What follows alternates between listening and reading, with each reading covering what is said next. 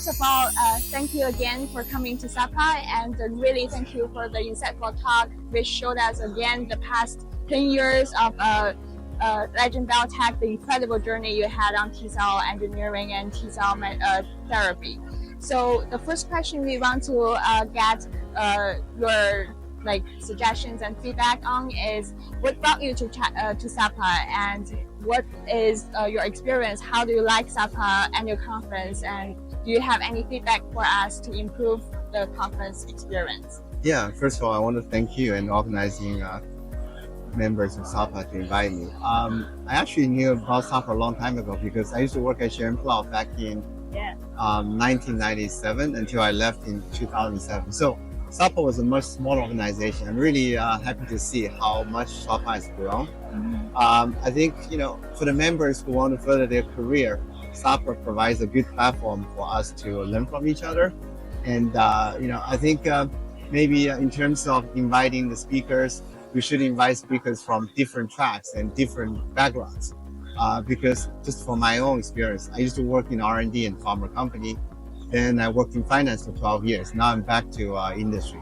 I think, different career path examples may give the members some different perspective, because I don't want scientists to think they only are restricted in the lab setting.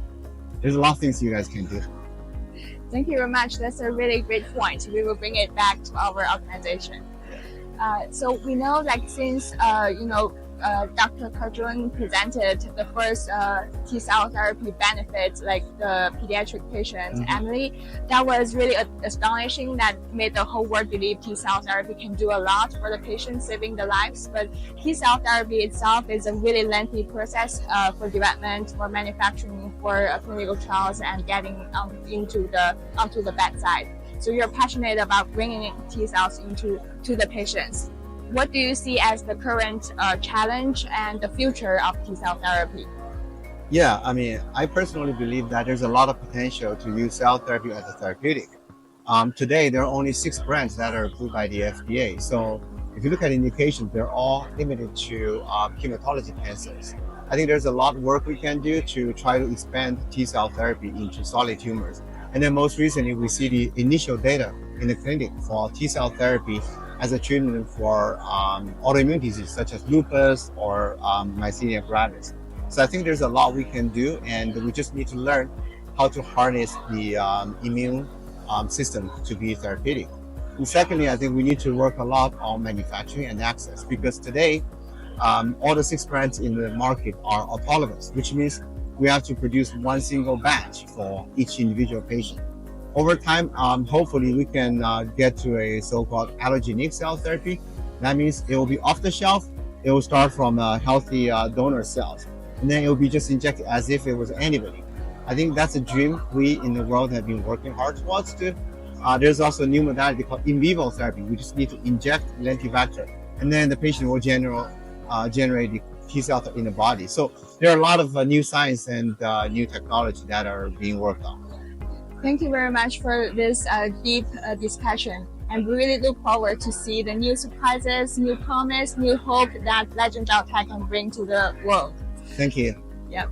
So also, I think as a very successful entrepreneur, a successful scientist, you have a really unique career path. So you started really early in college, you come to the United States to study science and made a lot of achievements in the scientific academia field as well. But then you moved to Wall Street and then become the CEO of Legend Biotech. So how do you actually bridge these different paths together, and what career advice you would give to the Asian community in the United States, and also, across the world in pharmaceutical industry? How do we advance our own career, find our passion?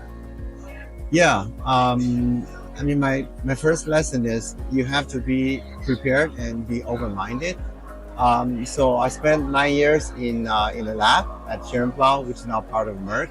I was a medicinal chemist, but then my interest in the business led me to business school, because I was thinking about staying at the company in pharma and maybe branch into business development or licensing. But because I was in business school, very accidentally I got into the Wall Street business, and I enjoyed being an analyst, learning about many different biotech companies on Wall Street and helping them grow by financing them. So I spent 12 years as a biotech analyst.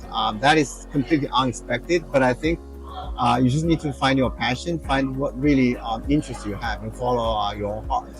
And then I knew that I always wanted to come back to the industry because as a scientist, I think after working 9 years in a big pharma, my biggest regret is that I couldn't find the drug for patients. So when I saw the chance, potentially I could work or be part of the team that works on the new drug discovery, I jumped on it. It was a risky move, but I think sometimes you have to take risks in your life.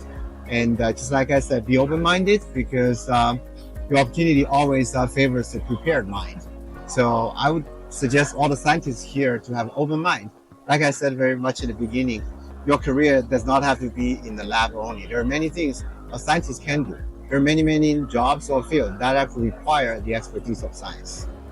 Thank you very much. So we remember the keywords open mind and explore new possibilities for each of you. Okay, thank you again for the time being here, and we hope you enjoy the rest of the day and the rest of the conference. Really glad you come. Wish you success. Thank you. Thank you.